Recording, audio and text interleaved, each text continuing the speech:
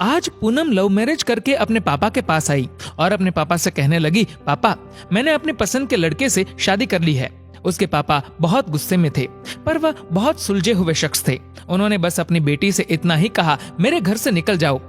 बेटी ने कहा, अभी मेरे पति के पास कोई काम नहीं है, हमें रहने दीजिए, हम बाद में चले जाएंगे। पर उसके पापा ने एक नहीं सुनी और उसे घर से बाहर कर दिया। कुछ साल बीत गए। अब पूनम के पापा नहीं रहे और दुर्भाग्यवश जिस लड़के से पूनम ने शादी की थी वह भी उसे धोखा देकर भाग गया। पूनम की एक लड़की और एक लड़का था। पूनम खुद का एक रेस्टोरेंट चला रही थी जिससे उसका जीवन यापन हो रहा था। पूनम को जब यह खबर हुई कि उसके पापा नहीं रहे तो उसने मन में सोचा, अच्छा हुआ मुझे घर से निकाल दिया था, दर दर की ठोकरें खाने के लिए छोड़ दिया था। मेरे पति के छोड़ जाने के बाद भी मुझे घर नहीं बुलाया। मैं तो नहीं जाऊंगी उनकी अंतिम यात्रा में। पर उसके ताऊजी ने कहा कि पूनम हो आओ, जाने वाला शख्स तो चला गया, अब उनसे दुश्मनी कैसी। पूनम ने पहले हाँ ना किया, फिर सोचा चलो हो आती हूँ, देखूं तो जिन्होंने मुझे ठुकराया वह मरने के बाद कैसे सुकून पाते हैं। पूनम जब अपने पापा के घर आई तो सब उनकी अंतिम यात्रा की तैयारी कर रहे थे, पर पूनम को उनके मरने का कोई दुख नहीं था। बस वह अपने ताऊजी के कहने पर आई थी। अब पूनम के पापा की अंतिम यात्रा शुरू हुई। सब रो रहे थे, पर पूनम दूर खड़ी हुई थी। जैसे तैसे सब कार्यक्रम निपट गए। आज पूनम के पापा की 13वीं थी। उसके ताऊजी आए और पूनम के हाथों में एक खत देते हुए उन्होंने पूनम से कहा, ये तुम्हारे पापा ने तुम्हें दिया है, हो सके तो इसे एक बार जरूर पढ़ लेना। रात हो चुकी थी और सारे मेहमान जा चुके थे। पूनम ने वह खत निकाला और पढ़ने लगी। उस खत में सबसे पहले लिखा था, मेरी प्यारी गुड़िया, मुझे मालूम है कि तुम मुझसे नाराज हो, पर अपने पापा को माफ कर देना। मैं जानता हूँ तुम्हें मैंने घर से निकाल दिया था, तुम्हारे पास रहने की जगह नहीं थी, तुम दर दर की ठोकरें खा रही थी, पर मैं भी उदास था। तुम्हें कैसे बताऊं? याद है तुम्हें जब तुम 5 साल की थी तब तुम्हारी माँ हमें छोड़कर चली गई थी। तब तुम कितना रोती थी, मेरे बिना सोती नहीं थी, रातों को उठकर रोती थी। तब मैं भी सारी रात तुम्हारे साथ जागता था। तुम जब स्कूल जाने से डरती थी तब मैं भी सारा वक्त तुम्हारे स्कूल की खिड़की पर खड़ा होता था और जैसे ही तुम स्कूल से बाहर आती थी तुम्हें सीने से लगा लेता था। वह कच्चा पक्का खाना याद है जो तुम्हें पसंद नहीं आता था, मैं उसे फेंक कर फिर से तुम्हारे लिए खाना बनाता था ताकि तुम भूखी ना रहो। याद है तुम्हें जब तुम्हें बुखार आता था तो मैं सारा दिन तुम्हारे पास बैठा रहता था, मन ही मन रोता था पर तुम्हें हंसाता था ताकि तुम ना रो, वरना मैं रो पड़ता था। वो तुम्हारी पहली बार हाई स्कूल की परीक्षा तुम रात भर पढ़ती थी और मैं सारी रात तुम्हें चाय बनाकर देता था। याद है तुम्हें तुम्हारी पहली जीन्स और छोटे कपड़े, वह गाड़ी, सारी कॉलोनी एक तरफ थी कि ये सब नहीं चलेगा, लड़की छोटे कपड़े नहीं पहनेगी, पर मैं तुम्हारे साथ खड़ा था, किसी को तुम्हारी खुशी में बाधा बनने नहीं दिया। तुम्हारा वह रातों को देर से घर आना, डिस्को जाना, लड़कों के साथ घूमना, इन सब बातों को कभी मैंने गौर नहीं किया, क्योंकि तुम जिस उम्र में थी उस उम्र में ये सब थोड़ा बहुत होता है। पर एक दिन तुम ऐसे लड़के से शादी कर घर आई, वह भी उस लड़के से जिसके बारे में तुम्हें कुछ भी पता नहीं था।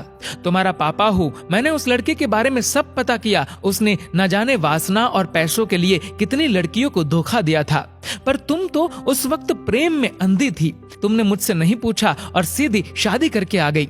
मेरे कितने अरमान थे कि तुम्हें डोली में बिठाऊं, चांद सितारों की तरह तुम्हें सजाऊं, ऐसी धूमधाम से शादी करूं कि लोग बोल पड़े कि वह देखो शर्मा जी जिन्होंने अपनी बच्ची को इतने नाजों से अकेले पाला है। पर तुमने मेरे सारे ख्वाब तोड़ दिए। खैर, इन सब बातों का अब कोई मतलब नहीं है। मैंने तो तुम्हारे लिए खत इसलिए छोड़ा कि तुमसे कुछ बात कह सकूं। मेरी गुड़िया, अलमारी में तुम्हारी माँ के गहने और मैंने जो तुम्हारी शादी के लिए गहने खरीदे थे वह सब रखे हैं। 3-4 घर और कुछ जमीनें हैं। मैंने सब तुम्हारे और तुम्हारे बच्चों के नाम कर दिया है। कुछ पैसे बैंक में है जो तुम बैंक जाकर उसे निकाल लेना। और आखिर में बस इतना ही कहूंगा, मेरी गुड़िया, काश तुमने मुझे समझा होता। मैं तुम्हारा दुश्मन नहीं था, तुम्हारा पापा था, वह पापा जिसने तुम्हारी माँ के मरने के बाद भी दूसरी शादी नहीं की। लोगों के ताने सुने, गालियां सुनी, न जाने कितने रिश्ते ठुकराए, पर तुम्हें दूसरी माँ से कष्ट ना हो इसलिए खुद की ख्वाहिशें मार दी। अंत में बस इतना ही कहूंगा, मेरी गुड़िया, जिस दिन तुम शादी के जोड़े में घर आई थी ना, तुम्हारा बाप पहली बार टूटा था। तुम्हारी माँ के मरने के वक्त भी उतना नहीं रोया जितना उस वक्त और उस दिन से हर दिन रोया। इसलिए नहीं कि समाज, जात, परिवार, रिश्तेदार क्या कहेंगे, बल्कि इसलिए कि जो मेरी नन्ही सी गुड़िया सुसु तक करने के लिए सारी रात मुझे उठाती थी, पर शादी का फैसला लेते वक्त मुझे एक बार बताना भी जरूरी नहीं समझा। गुड़िया, अब तो तुम भी माँ हो। औलाद का दर्द, खुशी क्या होती है, वो जब दिल तोड़ते हैं तो कैसा लगता है, तुम अब महसूस कर सकती हो। लेकिन मैं ईश्वर से प्रार्थना करूंगा कि तुम्हें कभी भी ये दर्द ना देखना पड़े। एक खराब पिता ही समझकर मुझे माफ कर देना मेरी गुड़िया। तुम्हारे पापा अच्छे नहीं थे जो तुमने उसे इतना बड़ा दर्द दिया।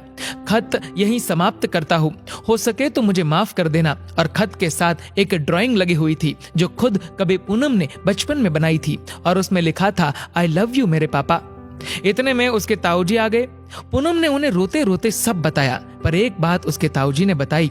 उसके ताऊजी ने कहा, पूनम, वो जो तुम्हें रेस्टोरेंट खोलने और घर खरीदने के पैसे मैंने दिए थे, वह मेरे नहीं थे, बल्कि तुम्हारे पिताजी ने मुझसे तुम्हें दिलवाए थे।